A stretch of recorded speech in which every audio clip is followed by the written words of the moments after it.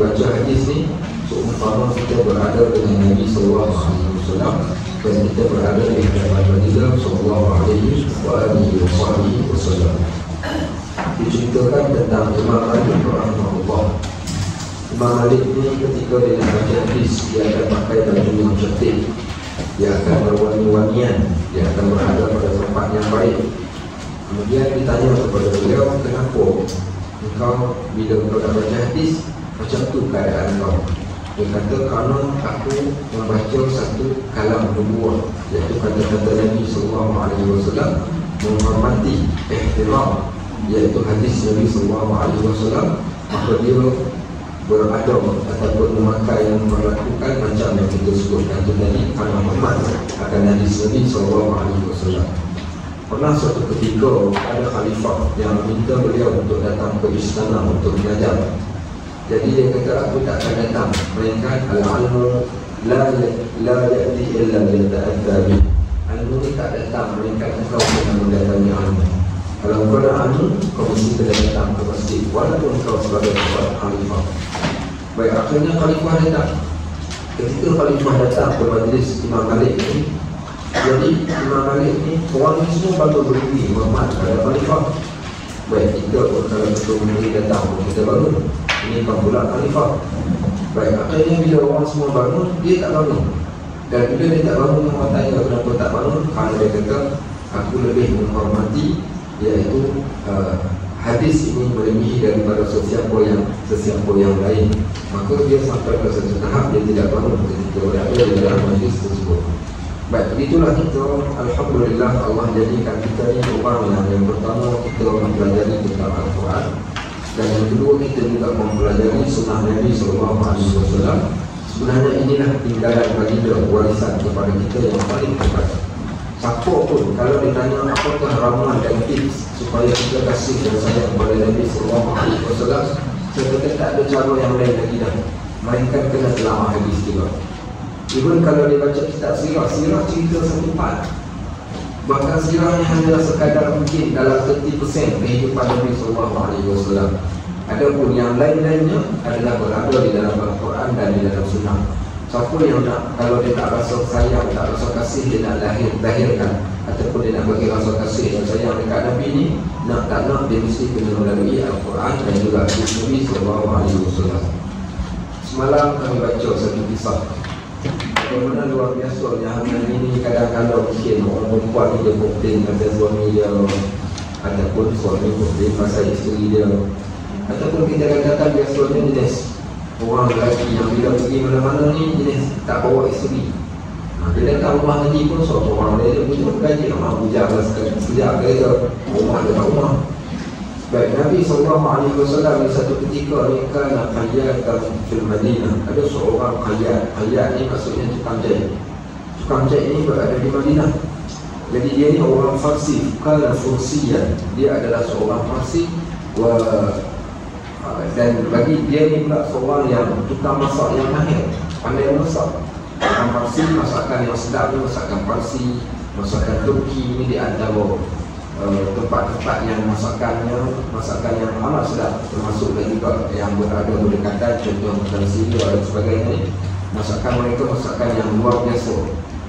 Baik, jadi dia ni pandai masak. Fasana'a lin Nabi SAW ta'aman. Dia pun masak satu jenis makanan untuk Nabi SAW. Summa ja'a ila Rasul SAW satu hari. Ada Anas, dia datang. Waktu tu Anas ada tengok. Dia datang ni nak jemput Nabi SAW. Fada'a ila manzili. Dia nak ajak Nabi SAW pergi ke rumah dia makan. Waktu tu Nabi SAW duduk dengan Aisyah. Bila dia datang, dia bagi Assalamualaikum ya Rasulullah, jom ramai yang datang, saya dah masak makanan, jemput makan kat rumah. Baik, kata Nabi SAW, wahadi ni, sebelah aku ni. Dia kata, tak, aku jemput kau sama je. Nabi kata, tak apalah, terima kasih lah, aku tak lagi. Dia minta pada kali kedua, ya Rasulullah, datanglah kat rumah jemput makan. Nabi kata ni, dia ni macam ni apa? Kemudian sekali lagi dia kata, aku jemput kau seorang saja. Nabi kata, tak apa, kita nak datang. Sampai kali yang ketiga, dia dah jemput semua-semua. Dia kata, tolonglah datang, semua aku dah masak masakan untuk kau. Nabi kata, ni, orang rumah aku ni macam mana? Akhirnya dia kata, mungkinlah bawa lah sekali. Mungkin barulah Nabi SAW pergi ke rumah orang yang menyebut dia tu mengatakan. So menunjukkan bagaimana subhanallah Nabi SAW ni seorang yang maksudnya bila dia buat macam tu, menjadikan siapa pun yang akan berada dengan dia akan rasa selesa. Satu ketika Nabi SAW ni minum segelas air. Ketika minum, dia takkan minum seorang. Kita ni nampak ni Ustaz, bagi kau Ustaz Haji seorang minum, petang-petang saya pun tak tahu dia buat dia kena ni. Baik, okay, sahabat kita ni minum seorang je. Okay, baik. Tapi Nabi SAW ni dia tak minum seorang. Dia minum. Sebelah dia ni tak salah saya Ibn Abbas. Sebelah Ibn Abbas ni adalah Abu Bakar. Duduk waktu tu dekat berdekatan. Jadi setelah dia minum, dia pandang pada budak sebelah dan orang tua. Siapa rasanya yang dia akan bagi minum? Budak tu orang tua? Ha? Budak dulu. Okay, budak dulu sebab budak tu duduk sebelah dia. Baik, apa dia kata dekat budak tu? Dia kata, ya ulang. Dia kata, wahai anak. Dia kata, air ni ikut gilirannya engkau. Tapi apa kata kalau aku berikan pada orang tua yang berada di sebelah kau terlebih dahulu? So, maknanya bila dia buat macam tu, dua-dua orang ni terasa suka. Sebab apa yang pertama, budak tu dia tak terasa hak dia diambil. Bahkan Nabi SAW muliakan dan Nabi cakap awal, ini hak kau punya. Apa kata kalau aku berikan terlebih dahulu kepada orang tua yang ada di sebelah kau? Dan orang tua pun rasa dia dihargai juga pada waktu tersebut dan dulu tak terasa hati. Bayangkan kalau kita ambil cawan, kita pergi hulu lalu kat depan budak tu kita bagi kat orang tua. Budak tu kata tak guna punya orang tua. Mungkin dia makan tak ingatkan. Ataupun kalau kita berikan pada budak-budak dahulu, orang tua tu juga mungkin akan terasa hati. Patutnya akulah yang didahulukan, tetapi didahulukan kanak-kanak. So begitulah Nabi SAW tidak pernah mengecewakan sesiapa pun. Ada seorang tu imam, seorang lelaki nama dia Aitban. Nama dia Aitban. Aitban ini dia ni duduk kampung jauh sangat daripada Masjid An-Nabawi. Jadi Aitban ini dia kata dia ni jadi imam dekat masjid dekat kampung dia ni. Bila dia jadi imam, kadang-kadang dia sihat, kadang-kadang dia tak sihat. Kemudian dia kata dekat kawasan ini ada satu laluan air yang kadang-kadang datang hujan dia tak boleh pergi jadi imam dekat tempat tersebut. So dia kata dia kena solat dekat rumah. Boleh tak ya Rasulullah, aku nak minta engkau datang ke rumah aku dan engkau solat di rumah aku di mana-mana tempat tersebut. Kemudian aku akan jadikan tempat yang engkau solat tu tempat solat itu. Maksudnya dia nak ambil berkat daripada Nabi SAW. Maka Nabi SAW pun pergi ke rumah ni. Nabi bawa Abu Bakar, Nabi bawa Umar, Nabi bawa beberapa orang sahabat yang lain. Akhirnya Nabi tanya dekat mana tempat yang engkau suka aku solat. Dia kata, ya Rasulullah, dekat penjuru. Jadi Nabi SAW pergi dan solat pada bahagian penjuru tersebut. Dan Aitban ini dia ambil satu tikar dan dia lapik ni, dia basahkan tikar tu. Kenapa dia basahkan? Siapa tahu? Aku sebab dia basahkan tikar tu dengan air. Siapa tahu kenapa? Ha? Bekas tapak kaki. Apa tu? Bekas tapak kaki Rasulullah. Betul apa? Bekas tapak kaki. Okey, baik. Sebab dia nak ada kesan.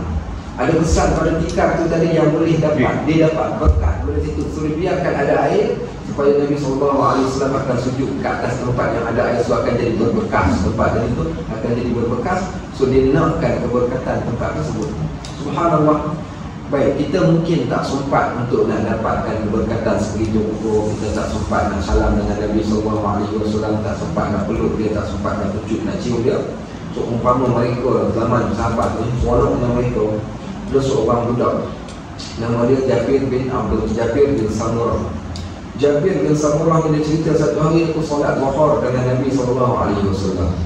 Ketika aku solat zuhur ni, selesai solat faqarajtu Rasul sallallahu alaihi wasallam wa faqaraja Rasul sallallahu alaihi wasallam faqarajtu ma'ahu. Nabi sallallahu alaihi wasallam keluar dan aku pun keluar dengan Nabi sallallahu alaihi wasallam. Ketika aku keluar, dia kata Nabi sallallahu alaihi wasallam pergi keluar daripada masjid tu, orang pertama yang Nabi cari dia nak cari kanak-kanak. Baik, kita kadang-kadang budak-budak ni kita tak boleh tuan-tuan buat hanya hari Jumaat. Hanya hari Jumaat, terutama yang lelaki ni pergi ke masjid, keluar daripada masjid tu biasakan. Ingat dah dulu, saya tak tahu lah waktu tu dulu saya dah perhatikan kalau dia pergi mana-mana tempat ni dalam poket dia, sebab tu poket baju Melayu dia ada 3 antaranya selain daripada kita boleh buang macam-macam, dia letakkan gula-gula dalam poket. So jumpa budak-budak kan bagi gula-gula sebiji, Saya kira kalau kita buat dengan cara yang macam tu, semua orang akan kenal kita, kita doakan mereka, dia orang akan doakan kita, kita hormat mereka, mereka akan hormat. Nabi SAW dia tak bagi dah gula-gula, tapi apa dia buat? Dia menggunakan tangannya untuk melahirkan perasaan kasih dan sayang. Kata Jabir bin Samurah, Nabi SAW menghadap kepada kanak-kanak ni, kemudian diusapnya setiap orang kanak-kanak yang ada di depan ni. Macam mana diusap? Diusapkan dengan kedua belah tangan baginda pada pipi kedua belah kanak-kanak tersebut. Baik, kemudian dia kata, wa amma ana, adapun aku, dia hanya usap sebelah tangan saja. Jadi cemburulah Jabir bin Samurah ni. Budak lain semua dua belah tangan, tapi dia sebelah tangan. Siapa tahu kenapa dia sebelah tangan, budak lain dua belah tangan? Kenapa? Sebab dia duduk di sebelah kanan Nabi SAW. Jadi takkan ada usap Nabi pegang macam tu je lah. Sebab dia ikut Nabi dari dalam masjid sampai keluar masjid, maka dipegangkan pada bahagian pipinya. Kata Jabir, dia kata tidaklah ada orang yang paling harum. Dia kata tangan Nabi ni seumpama tangan seseorang yang baru celup daripada botol minyak wangi, kemudian disapukan pada seseorang. Dan tangannya adalah tangan yang teramat sejuk seumpama ada satu angin pada tangan Nabi SAW. So kita tak mampu semua benda yang macam tu. Ada satu benda saja yang kita boleh kembali balik ke 1400 tahun, ka'annana fil asri. So umpama kita ini berada pada zaman Nabi SAW. Macam mana? Hanya dengan satu password saja kita akan dapat kembali ke 1400 tahun yang lampau. Apa password dia? Yang kerap baca. Okay, dengan baca satu perkataan ni, kita boleh berada di zaman Nabi SAW. Tapi tanpa perkataan ni, minta maaf kalau tuan-tuan letak 3 lambang capal sekali perkataan kepala, tuan-tuan takkan dapat balik. So hari ni saya bukan benci orang yang letak, tapi kita tak mahu. Kita ni hanya sekadar pandang pada simbol, hanya sekadar okey, kita nak ambil berkat, kita tuan-tuan boleh pandang pada ahli keluarga baik atau ahli baik, contohnya Habari, tak ada masalah, kita kasih pada mereka, dia orang kasih pada kita. Tapi sekadar pandang tidak akan mendatangkan apa-apa. Mereka yang kerap, dia boleh kerap bacalah, belajarlah, duduklah dalam majlis ilmu, dan supaya kita akan bertambah kasih dan sayang kepada Nabi SAW. Baik, jadi apa guna kadang ada orang dia mungkin hanya sekadar boleh uji tanpa isi, tak ada feel. Sama juga kita menyebut, kita berselawat tanpa kita kenal, dia tak ada feel. Baik, tapi kalau kita berselawat dalam keadaan kita kenal Nabi kita Muhammad SAW, subhanallah, maka feelnya amat berbeza. Even kalau kita bacakan hadis-hadis Nabi SAW, sebab tu saya katakan nanti kalau ada masa nanti habis, kalau kita khatam kitab apa namanya, kita Ayyuhal Walad tu, kita sambung sama ada kitab Sehari dalam Kehidupan Rasul, ataupun kita gunakan kitab Syama'il Muhammadiyah sebagai sambungan kitab itu. Itu kitab yang kami sebut sebagai kitab air mata. Dalam kitab itu kita menceritakan tentang kehidupan Nabi SAW, apa yang baginda buat dalam 24 hours kehidupannya. Maksud kita nak jadikan sebagai satu ikutan. Baik, contohnya kita kadang ada sahabat kita yang datang, ada kat sini pun ada, kat depan ni pun ada. Ada kala yang orang tak datang, mungkin dia ada urusan. Nabi SAW ni selesai daripada solat ni, Nabi akan pusing tengok. Dia tengok siapa yang datang, siapa yang tak datang. 2 soalan lazim, 3 soalan lazim. 2 soalan lazim yang tiap-tiap hari Nabi akan tanya soalan ni. Ada siapa yang sakit untuk aku ziarah dia? Ada tak di kalangan sahabat kita yang sakit? Baik, kalau ada bagi tahu kat aku, kita pergi ziarah dia. Baik, kita pun tak tahu ni di antara sahabat kita ni mungkin ada yang sakit. Bayangkan tengok satu rumah haji pergi ziarah seorang ahli kita yang sakit. Apa berlaku dekat dia? Seronoknya dia, besar hatinya dia, subhanallah. Tak jamu apa pun tak apa, tapi ziarah itu menunjukkan kasih sayang. Baik, kemudian soalan yang kedua, Nabi SAW akan tanya, siapa di antara kita, siapa di antara kita ni yang ada yang dah meninggal dunia, tolong bagi tahu kepada aku nak solatkan jenazah dia dan aku akan doakan kepada dia.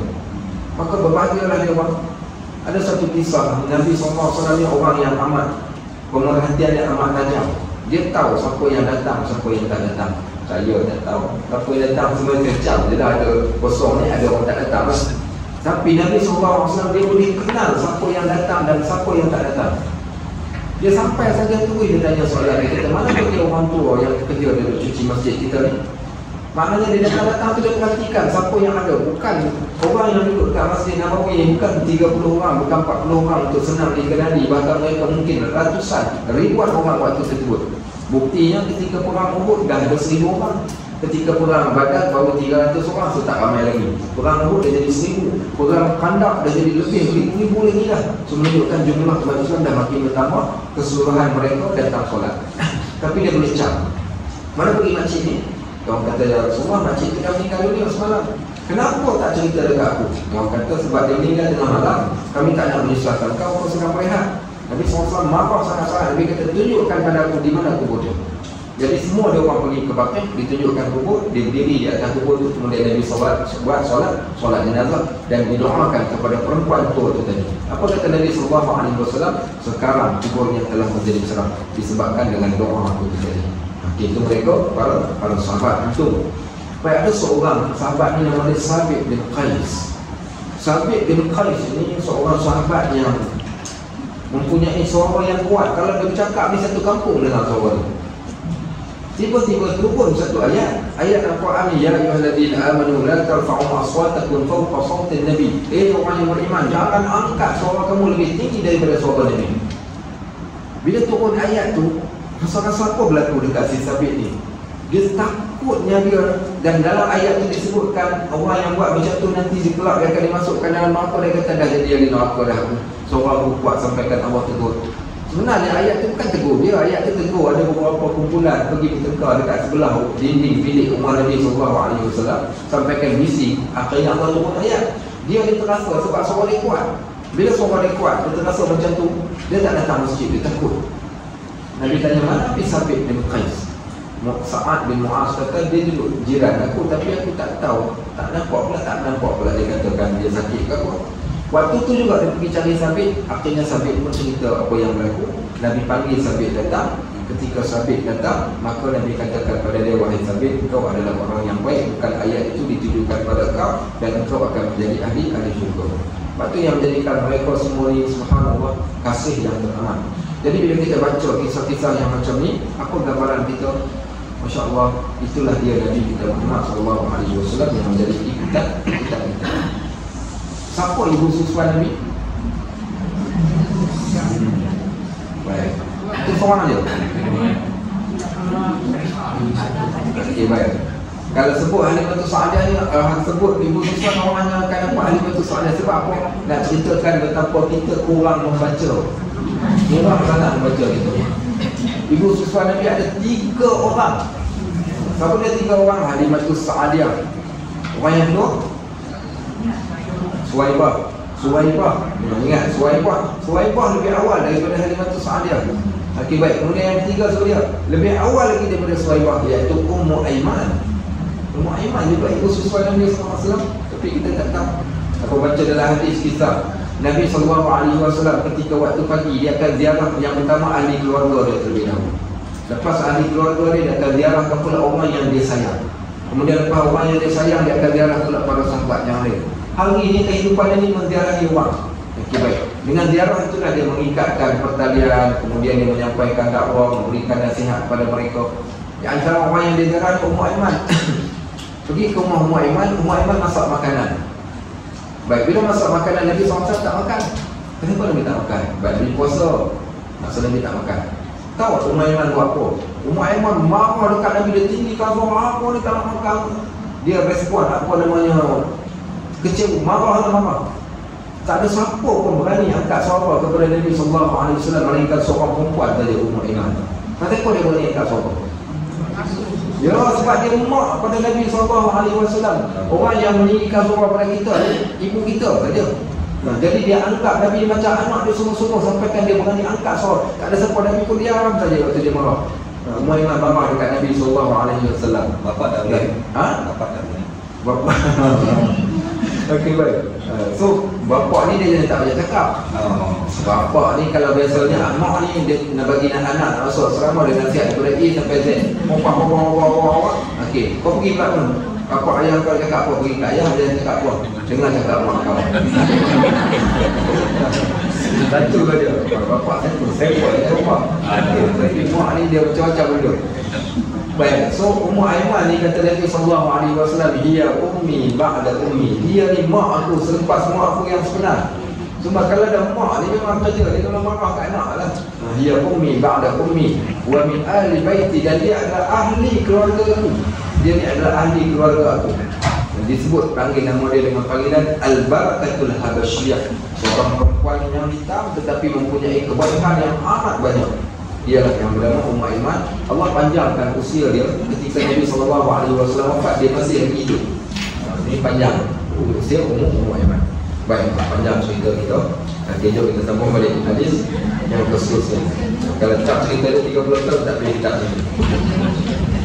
Baik, hadis ni direkodkan oleh Imam Muslim, meriwayatkan daripada Abu Dzar Al-Ghifari radhiyallahu anhu. Abu Dzar ni salah seorang sahabat. Ni pakai kambing. Kan saya dah cerita dah tu. Kita baca hadis ni belum? Nanti Abu Dzar ni dia pakai kambing.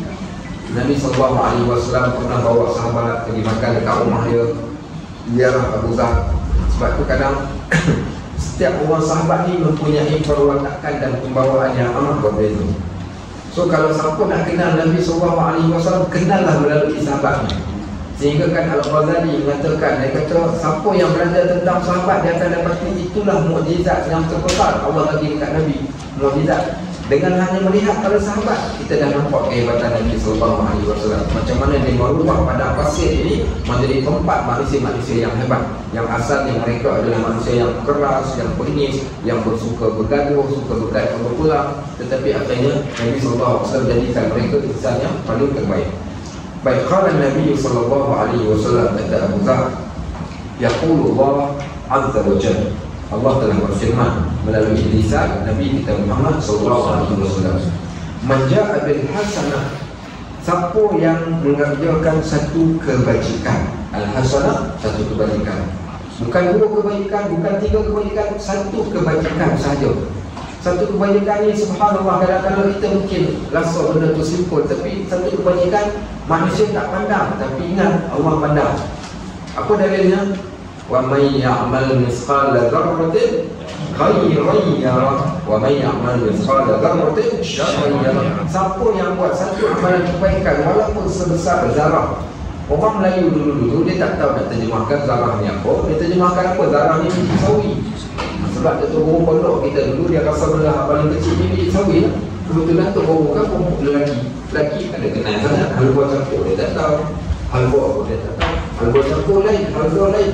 Jintan manis dia tak tahu, jintan putih. Boleh beza jintan manis, jintan putih. Apa dia lagi? Biji sawi, kemudian yang pula buah kelada, kemudian yang apa lagi pula? Apa namanya? Ketumbas. Okey. Ini semua. Kalau tanya orang lelaki, apa benda tu yang macam telur berudu tu? Apa dia? Dia panggil telur berudu. Okey, baik. Orang lelaki. So, zarah ni benda yang tak dapat dilihat dengan mata. Tak dapat dilihat dengan mata, tapi Allah pandang dan Allah tengok. Itulah yang katakan hebatnya. So, manja bil hasanah, siapa yang bawa datang. Cantik je menariknya hadis ni di bahasa Arab ni. Dia kata ja'a. Ja'a ni siapa yang bawa datang. Dia membawakan satu kebaikan. Maksudnya melakukan satu kebaikan. Kenapa digunakan istilah ja'a? Okey, kenapa digunakan istilah ja'a? Manja dalam ini terjemahkan apa bahasa Melayu? Sesiapa yang mengerjakan. Okey, tapi kalimah ja'a ni maksud dia datang. Siapa yang bawa datang. Siapa boleh. Sebab tu kalau kami belajar kitab Riyadhus Shalihin ni, dia terjemahkan satu-satu perkataan. Bahasa Arab diterjemahkan lagi ke bahasa Arab, maka lebih mendalam. Yang ini terjemahan ke bahasa Melayu setelah ditafsirkan, dia dipilih perkataan yang paling sesuai. Baik, sekarang apa maksud kenapa kalimah ja'a? Siapa yang bawa datang? Apa maksud bawa datang kat sini? Walaupun kat situ dia tak tulis pun, tapi saya terjemahkan perkataan asal. Apa tahu? Sebab semua benda yang kita buat pada hari ini sebenarnya kita sedang membawa satu, sama ada bebanan iaitu dosa, ataupun kita membawa satu yang dinamakan bekalan iaitu pahala. Bebanan ataupun bekalan. Apa yang kita sedang bawa sekarang ini? Siapa yang buat benda dosa, dia bawa satu bebanan. Siapa yang bawa satu, dia bawa pahala, dia bawa satu apa kita sebut tadi? Bekalan. Kita bawa bekalan. Maka bekalan bawa pergi ke mana? Bawa pergi ke akhirat. Nah, sebab tu dia gunakan kalimah ja'a, siapa yang membawa, siapa yang datang. Datang ni dia bawa. Datang ke mana? Datang kepada Allah. Sebab semua benda yang kita buat ni, kita nak mempersembahkan pada Allah, bukan nak tunjuk pada Allah. Sebab tu saya katakan, nak tunjuk kita baik senang, tapi nak jadi baik satu benda yang susah. Kalau kita buat untuk Allah, bukan untuk kerana manusia. Even kalau kita jamu orang makan sekalipun, innama nut'imukum liwajhillah, kami jamu orang makan kerana Allah, la nuridu minkum jazaan, kami tak mengharapkan balasan, wala syukura, kami tak mengharapkan ucapan terima kasih. Habis asal kau buat baik, inna naqafu min rabbina yawman abusan qamtarira. Sebenarnya kami ni buat baik kerana kami takut satu hari yang wajah manusia akan bermuka masam. Kenapa bermuka masam? Dia bawa bebanan yang amat banyak. Bebanan ni sampai ke satu tahap ni tak boleh jalan. Kenapa tak boleh jalan? Sebab bawa dosa banyak. Akhirnya nak boleh jalan selangkah. Kan ke siapa yang baca hadis, cerita orang dikeluarkan daripada kubur, bagaimana keadaannya? Tidak akan melangkah anak Adam setelah dia keluar daripada kubur, melainkan Allah akan tanyakan beberapa soalan. Langkah satu soalan, langkah dua soalan. Sebab apa macam tu? Sebab setiap langkah dia ada dosa. Langkah kat sini mungkin dia buat dosa tu, langkah yang kedua dia buat dosa. Maka diperincikan ni kerana audit di akhirat tu, sebagaimana disebut wa man utiya kitabahu bi yaminihi fasawfa yuhasabu hisaban yasira. Siapa yang dapat buku catatan dengan tangan kanan, dihisap dengan hisap yang mudah. Dan siapa yang diberikan dengan buku catatan dengan kiri, dihisap dengan satu hisap yang amat susah. Bayangkan tengok kalau dah dosa banyak, diperincikan satu-satu dosa dia ketika berada ke akhirat kelak. Baik, sebab itu digunakan kalimah manja bil hasanah. Siapa yang bawa datang kepada Allah, dia tunjukkan kepada Allah, ya Rabb, aku melakukan satu kebaikan yang aku mengharapkan satu ganjaran daripada Engkau. Baik, falahu asyru amsalihha wa azid. Allah kata bagi dia aku akan tambah 10. Satu kebaikan yang kau buat, Allah kata aku tambahkan, jadikan dia 10 kebaikan. Seumpama engkau melakukan 10 kebaikan. Kalau kita bagikan, katakan RM1, maknanya seumpama kita bagi RM10. Bahkan dengan kata Allah Subhanahu Wa Taala, Al-Aziz, wa Aziz, dan aku tambah lagi. Macam mana maksud Allah boleh tambah? Baik, ada semua orang kita katakan dia contoh berbeza. Seorang yang dia ada duit RM1,000 dalam poket, kemudian dia cabut RM1, dia sedekah. Baik. Kemudian ada seorang yang ada RM1 saja dalam poket, tak ada yang lain, dan dia sedekah. Adakah pahalanya sama? Tak sama pahala. Orang yang sedekah RM1,000 dengan orang yang bagi RM1, dan orang yang sedekah RM1 yang dia hanya ada RM1. Maka Allah boleh tambah dengan kebaikan yang kita tak tahu. Kenapa kita tak tahu? Allah kata wala ta'lamu nafsun ma ukhfiya lahum min qurrati a'yun. Setiap orang dia tak tahu pun kebaikan yang dia buat ni kami sembunyikan daripada dia. Apa yang dia nak tengok ni hari ini, kita teringin sangat nak tengok apa yang hasil yang kita telah buat. Tapi Allah kata kami sembunyikan. Cuma Allah kata jazaan, pasti kami balas dimakan yang malu atas apa yang mereka telah kerjakan. Kami pasti balas, cuma tak nampak saja. Baik. So kemudian apa dia kata lagi? Wa man ja'a bis-sayyi'ah. Siapa yang bawa datang sayyi'ah, bebanan dia tadi, iaitu dosa, iaitu perkara maksiat ataupun perkara kejahatan, fajaza'uhu sayyi'atun mislaha. Kemudian balasannya adalah kami hanya tuliskan ataupun kami balas dekat dia kejahatan yang sama dengan apa yang dia buat. Maksudnya jahat buat satu, tulis satu. Kebaikan buat satu, tulis 10 atau tambah. Okey, apa yang ada kat dalam kepala kita sekarang? Okey, sampai dekat tu saja. Okey. Sampai dekat tu, apa yang kita ada, yang nampak dalam bayangan kepala kita ni? Kita pernah jawab hadis ni. Okey, saya ulang. Firman Allah, siapa yang bawa datang kepada aku satu kebaikan, aku akan balas pada dia 10 ataupun aku boleh tambah. Siapa yang bawa datang kepada aku satu kejahatan, aku akan balas sebagaimana kejahatan yang dia buat, iaitu satu juga. Apa yang nampak? Nampak apa? Ha? Allah baik. Mungkin ni bukan baik lagi dah ni. Mungkin ni bukan amat baik lagi dah. Ha? Allahu arhamar rahimin. Allah Maha Penyayang, Maha Pengasih, melebihi daripada mana-mana orang yang pengasih. Takkan ada majikan datang, kita datang kerja. Siapa yang datang pukul 7 pagi, masuk kerja pukul 8. Siapa datang pukul 7 pagi, aku akan berikan kepada dia gaji 10 bulan gaji. Siapa dah bagi? Kalau ada bos yang macam tu, cium kaki pun saya cakap dia ada sanggup. Okey, baik. Maka itulah Allah Subhanahu Wa Taala menarik dia lagi. Allah kata orang yang buat satu dosa ni, kami akan berikan balasan satu dosa yang sama. Au al-fir, atau aku boleh ampunkan dosa dia. Ada orang tanya, dia kata, Ustaz, saya ni tak tahu lah hidup saya ni macam mana.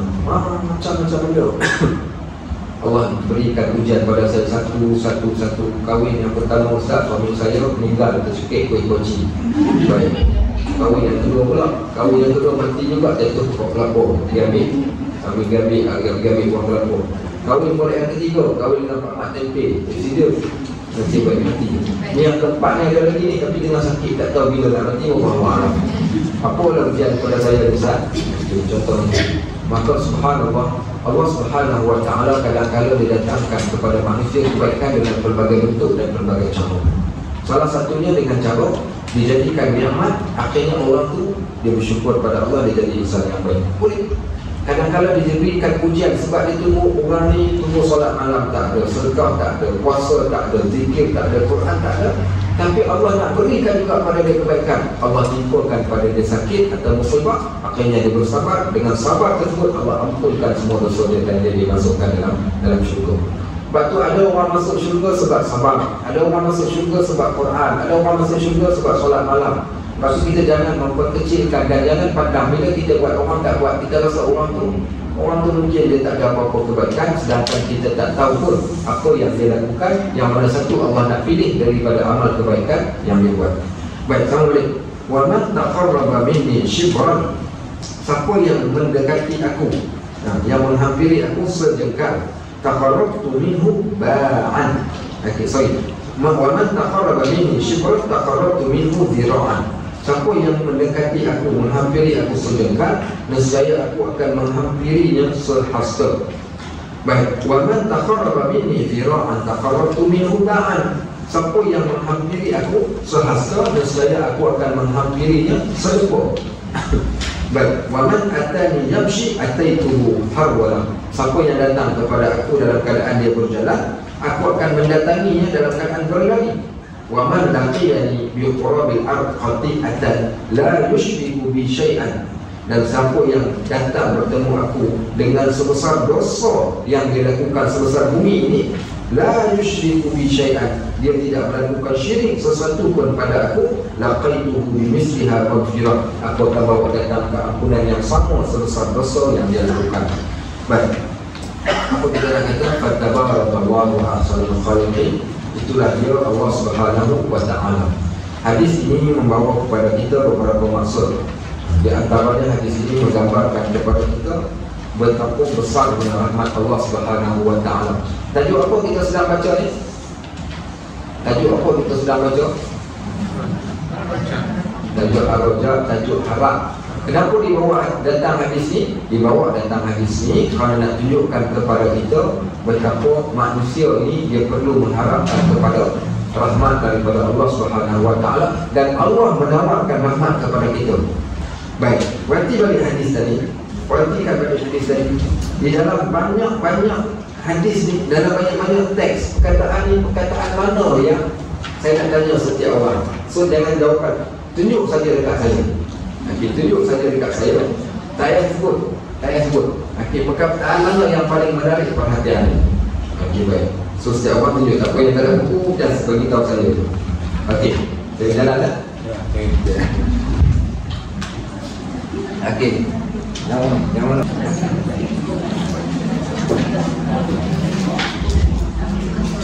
Okey, alhamdulillah semua dah bagi jawapan.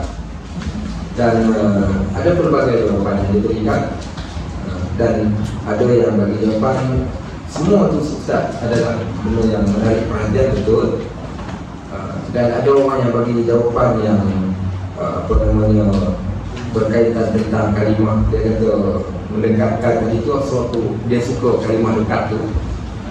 Baik, Allah alam kalau tanya saya lah, kalau tanya saya secara pribadi, tapi semua jawapan tadi itu betul, saya tak menafikan. Semua orang jawab tu, sebab dia jawab ikut diri dia. Dia jawab ikut diri dia, dia bukan jawab ikut apa yang saya baca betul, tak. Tapi atas apa yang dia rasa. Sebenarnya inilah Kadang-kadang ada orang dia baca ayat Quran ni, ada ayat yang boleh jentik hati dia. Pada orang lain mungkin tidak. Dan ada orang ni mungkin dia baca hadis, tapi hadis tu tak jentik hati dia pada part tu, tapi jentik hati dia pada part yang lain, yang tak sama dengan orang yang lain. Sebab tu kalau kita baca hadis ni, Wallahualam, kalau saya lah yang orang yang banyak bersoal bila kita baca Allah Subhanahu Wa Taala kata, wa man laqiyani bi qarabil ardi khati'atan la yushriku bi syai'an laqaituhu bi misliha maghfirah. Kalau seorang hamba Allah ni datang menjemput aku, dia buat dosa walaupun sebesar bumi sekalipun dengan satu dosa yang besar ni, dan dia tidak syirik langsung kepada aku, nescaya aku akan bawa datang kepada dia keampunan sebesar dosa yang dia lakukan walaupun sebesar bumi. Maka ayat ini ataupun hadis ini menunjukkan kepada kita tentang berkaitan besarnya pengampunan Allah Subhanahu Wa Taala. Maka bagi kita ni hari ini apa yang kita harapkan? Pengampunan itu tadi lah. Baik, apa guna kekayaan yang kita ada kalau kekayaan itu takkan menghasilkan satu pengampunan daripada Allah? Apa guna kemegahan, wang ringgit, kuasa, pangkat, kelebihan, panjang usia, besar tubuh badan, cantik, tapi dengan semua benda tadi itu kita tak berjaya menghasilkan satu benda daripada Allah, iaitu pengampunan. Sebab tu kita ni satu benda saja yang kita nak.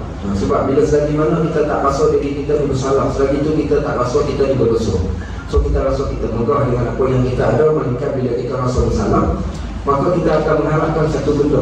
So umpama orang yang buat salah ni dihadapkan di hadapan hakim, kalau hakim dia kata nak apa? Nak apa banglo? Kita kata tak nak. Kita nak apa? Kami nak satu benda saja, kami nak pengampunan daripada Allah Subhanahu Wa Taala. Maka ayat inilah ataupun hadis ini menunjukkan kepada manusia ini sebenarnya dia perlukan satu benda. Kalau dia amat-amat takut akan hari akhirat ni, dia akan perlukan kepada satu pengampunan daripada Allah Subhanahu Wa Taala. Baik, siapa yang nak nampak dengan lebih jelas, dia boleh baca kitab hadis 40.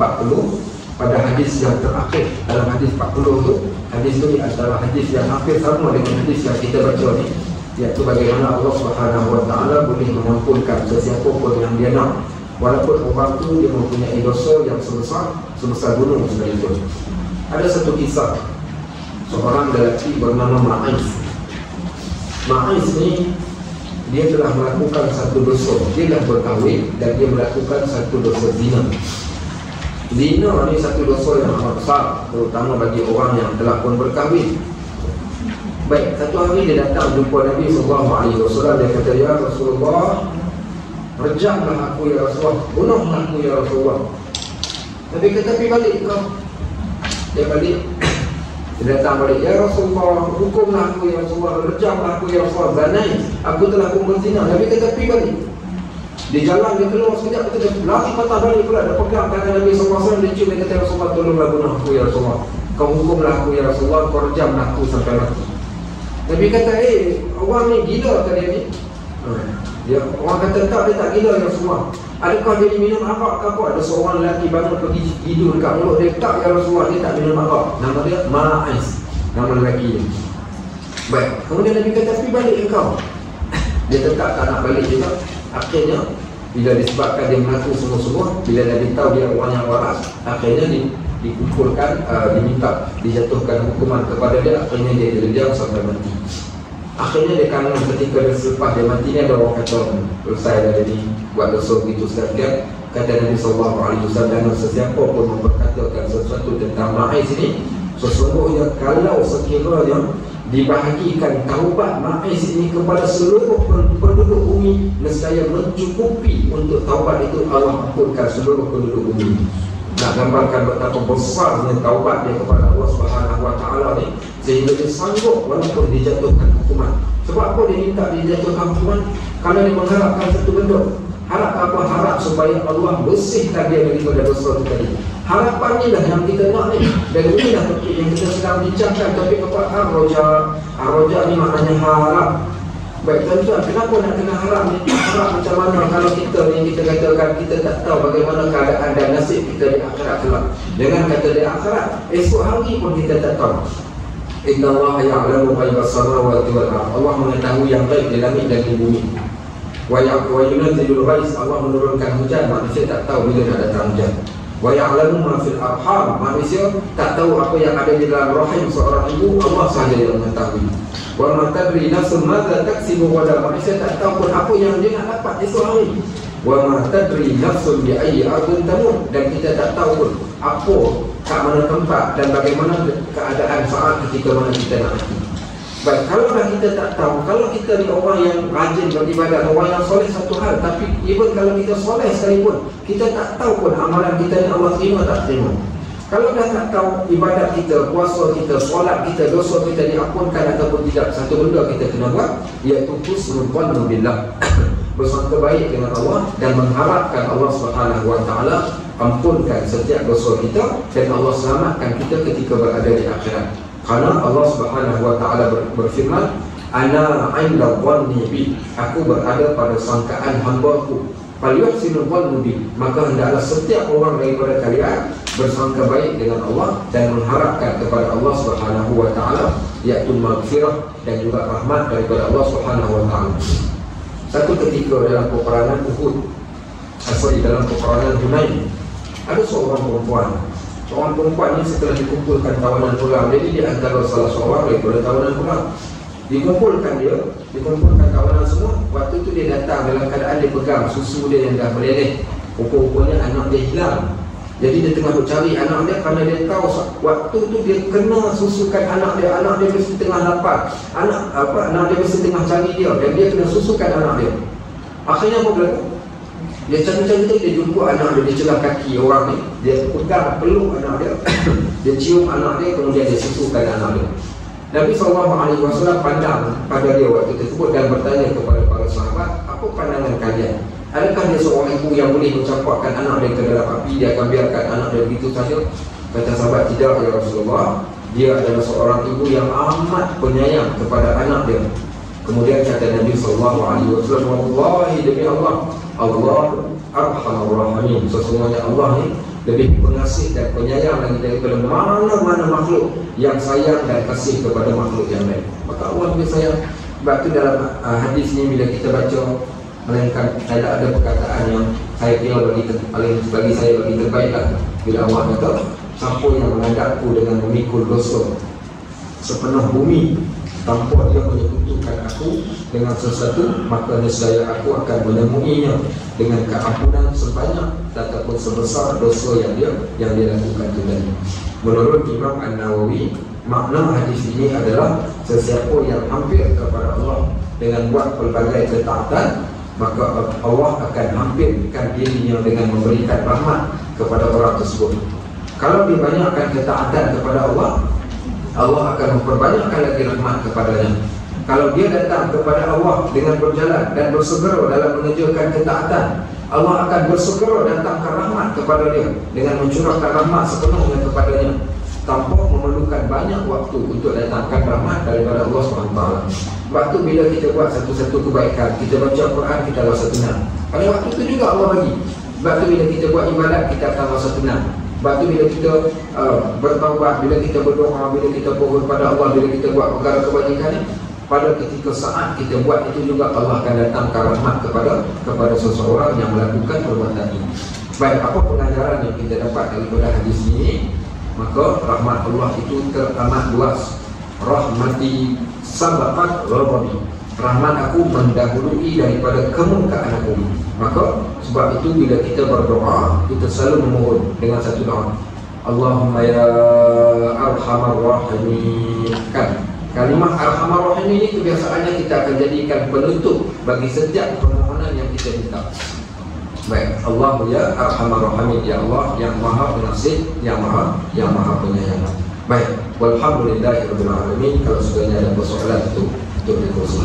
Ada soalan? Kalau tak ada, saya ada. Sila. Saya tak datang minggu lepas. Lepas Ustaz kata kitab hadis 40 So saya tolak ke tepi kitab Sahih Bukhari, macam dalam 2,000 lebih, 40 kan. Ini tak tahu bila sampai mati pun tak ada. Ambil kepulauan tarik ada tak 40 Okey, semua hadis memang tak dinafikan lah. Kenapa kerap disebut tentang hadis 40 ni? Dia punya kelebihan dia yang lain. Baik, walaupun hadis ni berstatus dhaif, tapi Imam Nawawi telah masukkan dalam tu. Dia kata dia ambil dalam 4 kelebihan. Siapa yang menghafal 40 hadis, nescaya dia seumpama dia menghafal 30 juzuk Al-Quran. Okey, seumpama tu. Hadis yang sama 40 tu tak ada. Tak hadis yang apa-apa hadis lah. Apa-apa hadis 40 menyamai iaitu 30 juzuk Al-Quran. Saya dia macam kandungannya macam dalam kitab tasawuf tu.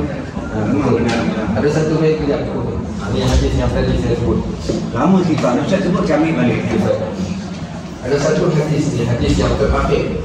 Dah baca belum hadis yang terakhir? Hadis terakhir ni hadis nombor 42. Okey, saya bacakan hadisnya. Lebih kurang hampir sama dengan hadis yang kita baca pada hari ini. Al-hadis Tsani wal Arba'un, hadis yang ke-42. An Anas radhiyallahu anhu, hadis ini daripada Anas radhiyallahu anhu qala sami'tu Rasulullah sallallahu alaihi wasallam yaqul, aku mendengar Nabi sallallahu alaihi wasallam telah bersabda, qala Allah Ta'ala, telah berfirman Allah, ya ibna Adam, wahai anak Adam, innaka ma da'awtani wa rajawtani ghafartu laka ala ma kana minka wa la ubali. Kata Allah, wahai anak Adam, sesungguhnya engkau selama engkau berdoa dan berharap kepada aku akan ampuni bagi engkau di atas dosa yang ada pada engkau, dan aku tak peduli pun. Baik, ya ibna Adam, wahai anak Adam, lau balagat dhunubuka anana as-sama summa astaghfartani ghafartu lak. Wahai anak Adam, kalau telah sampai dosa engkau ni sampai ke awan langit sekalipun, kemudian kau mohon keampunan kepadaku, ghafartu lak, nescaya aku akan ampunkan bagi engkau dosa tersebut. Ya ibna Adam, anak Adam, innaka law ataitani bi qurabil ardi khataya, kalau sekiranya kau datang bertemu aku dengan sebesar bumi ini dosa kau, summa laqitani la tusyriku bi syai'a, kemudian kau bertemu aku dalam keadaan kau tidak melakukan syirik sedikit pun padaku, la ataituka bi qurabiha maghfirah, nescaya aku akan bawa datang sebesar bumi juga keampunan aku kepada kau. So ini adalah hadis yang terakhir yang diletakkan dalam kitab ini, yang menunjukkan betapa besarnya pengampunan Allah dan bagaimana seorang manusia ni yang bila dia sentiasa mengharapkan rahmat daripada Allah, pasti Allah akan berikan kepada dia keampunan. Sebab itu kita dalam banyak-banyak istighfar ni, sayyidul istighfar, antara istighfar yang terbaik. Kenapa sayyidul istighfar yang terbaik? Siapa ingat sayyidul istighfar? Cuba baca sikit.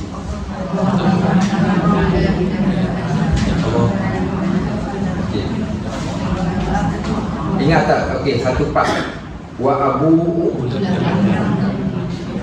bi ni'matika alayya wa abu'u bi dzambi. Siapa faham apa maksud dekat situ? Okey, wa abu'u bi ni'matika alayya wa abu'u bi dzambi. Kalimah wa abu'u tu, sebab tu siapalah saya dah sebut. Balik nanti cari tengok kalimah wa abu'u bi dzambi faghfir. Kalimah wa abu'u tu, kalimah wa abu. Apa dia? Bukan, wa abu tu. Kalimah wa abu tu. Dia kalimah kat situ tu ada satu pengiktirafan. Subhanallah, kalimah tu kalimah. Dia ada part-part yang tertentu lah kalau siapa yang faham bahasa Arab ni. Kalau dalam segi istighfar tu pada kalimah wa abu bi dzambi ataupun wa abu bi ni'matika alayya wa abu bi dzambi faghfirli, dekat situ. Kalau ketika kita baca doa iftitah ni, part mana? Kalau haji sendiri lah dekat baca doa iftitah, part mana yang rasa? Tak tahulah, kalau ada semua orang dia baca doa iftitah tu biasa, tapi ada satu part yang waktu saat kita baca doa iftitah tu ada benda yang touching lah, kata bagi kita bahasa orang ini. Itu mati ada rujuk kerana Allah itu. Waktu baca doa iftitah. Okey, tuan-tuan baca. Lepas angkat takbir, kita baca doa iftitah. Okey, wallahu a'lam. Tiga ayat yang Ya, wajjahtu wajhiya lillazi fatara as-samawati wal ardh sampai hanifan musliman wa ma ana minal musyrikin. Baik, wajjahtu wajhi, ya Allah, aku menghadap engkau. Aku menghadap engkau ni sekarang ni. Kalimah wajjahtu wajhiya lillazi fatara as-samawati wal ardh. Ada orang pada ayat tu. Okey, ketika baca surah Al-Fatihah, kat part mana yang kita rasa dia punya feel dan tulai baca? Iyyaka na'budu wa iyyaka nasta'in. Satu. Kemudian ihdinas siratal mustaqim. Itu di antara perkataan. Ada orang tak? Ada orang bismillahirrahmanirrahim itu pun dah memadai. Ada orang alhamdulillahirabbil alamin itu pun dah memadai. Ya, ihdinas siratal mustaqim tu. Google. Ada orang bagi 4 tafsiran ni. Google. 4 tafsiran. Ialah jalan yang macam-macam. Sampai siratal mustaqim pun dia maksud. Banyak kalau kita. Sebab tu bila makin belajar kan jadi makin pandai. Makin rasa bukan makin bodoh tak. Makin rasa jahilnya kita makin rasa tak tahu. Kerana ilmu Allah ni teramat luas. Saya pun yang baru bertatih baru itu pun rasanya Allah Akbar. Sebab tu bila kita buka banyak buku, sebab tu saya bila mengajar ni kadang mungkin di tempat yang sama saya nak cerita benda ni, pergi kat tempat dia saya cerita balik. Tujuan saya cerita ni ada satu sebab. Yang pertama saya nak jadikan benda tadi tu sentiasa ingat. Berada kat dalam video saya, so saya nak kena repeat sebut supaya saya dapat hafal. Itulah salah satu cara. Dulunya kita muda lagi, kita boleh hafal dengan cepat. Tapi dah orang kata dah betul ni, bila baca ni tak berapa nak melekat. So cara nak bagi lekat, saya nak kena ulang. Saya ulang. Sebab tu supaya dia dapat ingat, insyaAllah. Baik, barakallahu fikum wa jazakumullahu khairan katsiran. Subhanallahumma wa bihamdik. Ya, kesalahan. La ilaha illa anta astaghfiruka wa atubu ilaik. Wa sallallahu ala sayyidina Muhammad wa ala alihi wa sahbihi wa sallam. Walhamdulillahi rabbil alamin.